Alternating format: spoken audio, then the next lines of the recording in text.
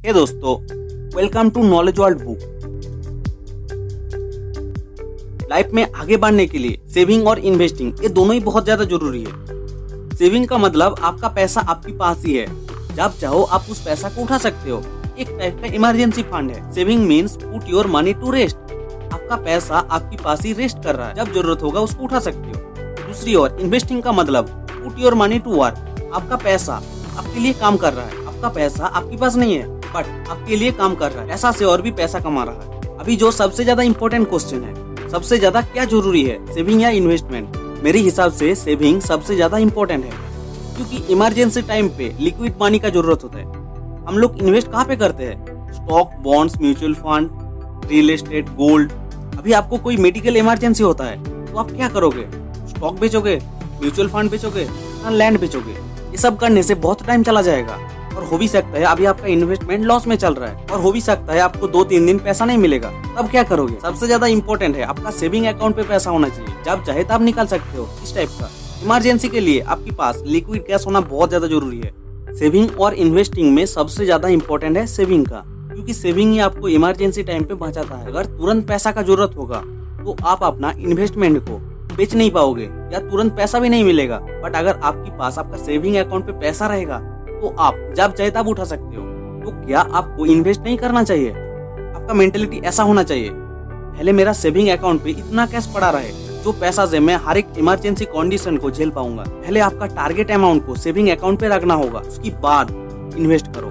First priority है saving, दूसरा priority है इन्वेस्टिंग। इतना पैसा सेविंग होना चाहिए आपका पर मंथ जितना खर्च होता है।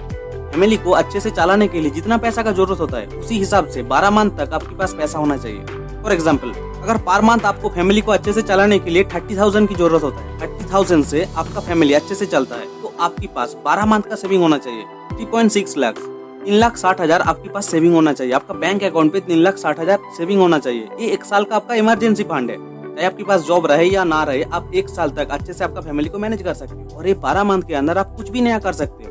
अभी आपको ये पैसा को हाथ नहीं लगाना है, ये अमाउंट को आपका सेविंग अकाउंट पे छोड़ देना है। इतना अमाउंट अगर आपके पास सेविंग हो जाए उसके बाद आप जितना चाहे इन्वेस्ट करो। हमेशा याद रखना, first priority saving then investment. Why start investing early? Here is the difference of just 5 years investing. आप जस्ट 5 साल का डिफरेंस देखो। 2 फ्रेंड है, राम और सैम। राम का एज 20 years, सैम का एज 25 years। दोनों ने पहला स्टेज में 2,000 रुपया सेव किया। दोनों ने पहला स्टेज में 2,000 रुपया को इन्वेस्ट कर दिया। इन दोनों का एज कम है। अगर ये दोनों पर मंथ 250 रुपया भी सेव करता है, अगर एवरेज रिटर्न 8% भी मिलता है, तो 65 साल की उम्र में इन दोनों का अमाउंट होगा, राम का अमाउंट होगा 13.99 लाख। दूसरी ओर शाम का बैलेंस होगा 9.27 लाख। कहाँ पे 13 लाख, कहाँ पे 9 लाख।